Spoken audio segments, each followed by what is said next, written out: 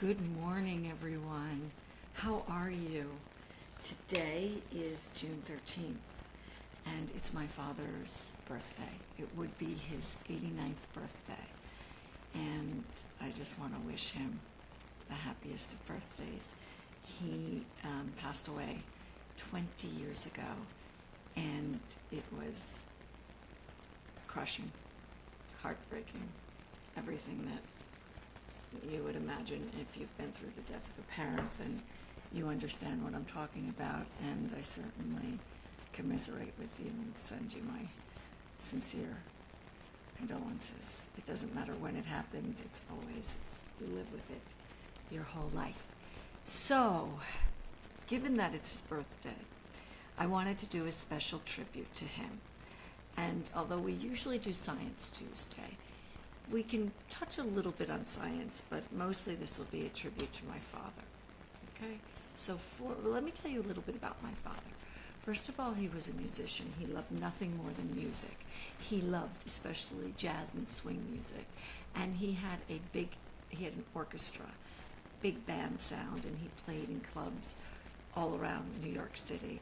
And he had a quote-unquote residency, so to speak, at a club called the Riverboat, and at the time that was on the ground floor of the Empire State Building. And to say it was glamorous was an understatement. So I kind of grew up in this glamorous club scene in New York. And then he moved to the Tavern on the Green, which in the summer was an outdoor space, had an outdoor space.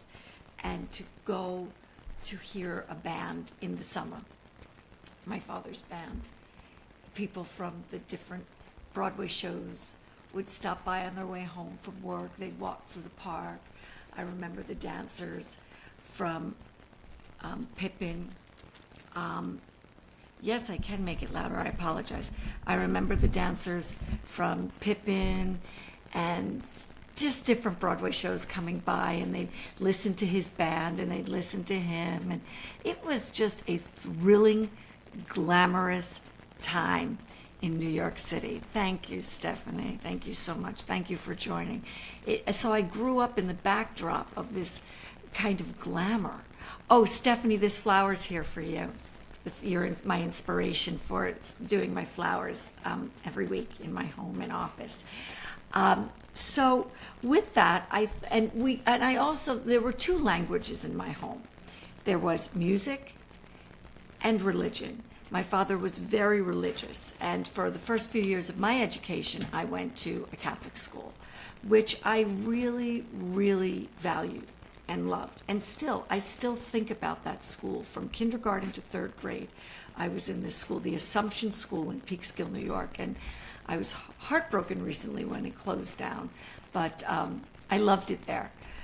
So for my father, for today, I have the Ecstasy of St. Francis, which is oil on panel, and it's by Giovanni Bellini, and it reminds me so much of my father. And so I want to read you a little bit about the painting and tell you a little bit about it, but I also want to hear any of your thoughts about this painting. Please just kind of read it and write whatever you want. The painting portrays the Italian 12th century St. Francis of Assisi in the Italian landscape, stepping out in the sun from his cave. Francis lived under poor conditions in the beginning of his sainthood and used to participate in isolated spiritual retreats at monasteries. But this painting is most probably a symbolic representation of the saint. The animals in the picture may represent the saint his love for nature and animals. The ecstasy of St. Francis is depicting Francis in a religious ecstasy, whether receiving the stigmata or maybe praying. And the biggest point I want to make to this, and this was, I'm going to give us a two-shot here. When I kind of understood, when I saw this painting when I was studying for my art history undergrad degree, when I saw this painting, I felt that it was showing something else.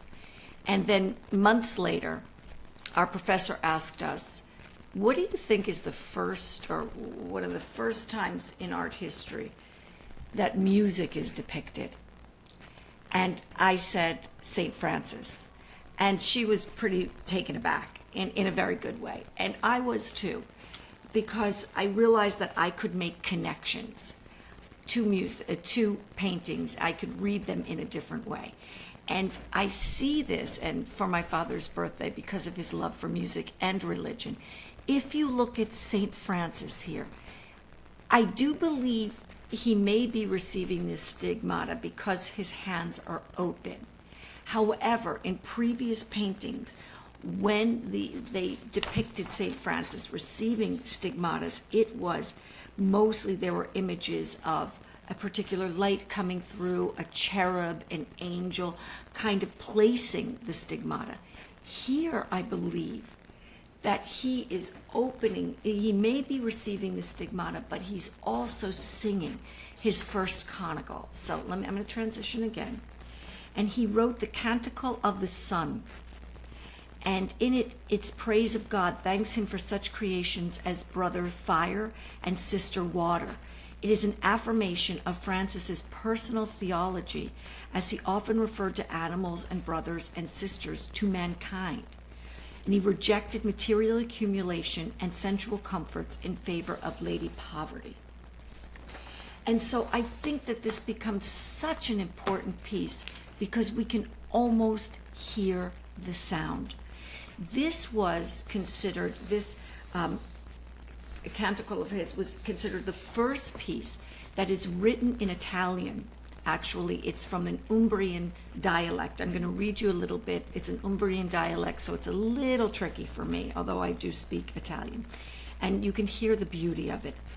Laudato si, mi Signore, per solo l'uno e la stelle, in cielo le formate, clarite e prezioso e bello. Belle.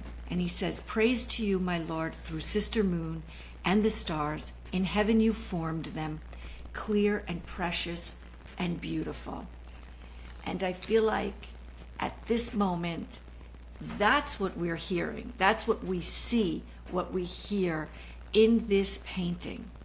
As we see him facing, hands open to receive, possibly to receive a stigmata, and facing the sky and singing. And I feel like that passage also, I say to my Father, I see you, you're with me, always. I'm who I am because of you. In my home, I don't know who was more fabulous, my mother or my father. And I carry him with me always and thank him for everything that he helped me achieve. So for today, we say happy birthday, Eddie McGuinness, and I hope everybody has a wonderful June 13th, and I want to hear any comments that you have about Bellini's monumental ecstasy of St. Francis. It's at the Frick Museum, so I get to visit it all the time, which is an unbelievable gift. And so I thank you. Oh, wait, Stephanie, the way St. Francis is leaning back. Yeah, wait, let's go back to that. Gives the feeling of music coming towards him. You know what? That is a really amazing observation. It's almost as if he's being hit with it.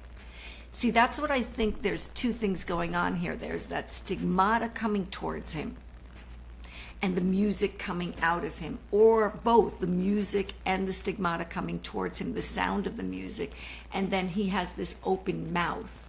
And I feel like he's, in this ecstasy, he's creating music, which I think an artist as amazing as Bellini, that he can portray that with this kind of smaller figure in the foreground. I love the donkey in the middle ground, the background, the perspective here. Everything in this painting, there's a lot of symbolism as well. And I didn't get into that, but I could post it later. Let me see, actually, I did write it down. There's a lot of symbolism in the painting with the donkey, with everything that symbolizes biblical information and biblical stories and the life of St. Francis. And so it becomes this painting that is both metaphorical, narrative, symbolic. It's gorgeous, and it's monumental. And so I'm so glad that you like it. Yes, I will definitely. Let me just see if I have it. Just give me 1 second. I know I wrote it down, but sometimes when I'm, writing notes and stuff, I'm writing notes for days of information and on art, and I'm not always as organized as I like to be. And there my father would say, get yourself organized. Okay, Stephanie, I'm going to post some of the symbolism, okay, for you, and then we can further talk about this. So thank you so much, everyone. Have an amazing Tuesday. It's very hot here in New York, but that's okay. Last week it was winter. Now we have midsummer, but totally happy about it. Have a great day.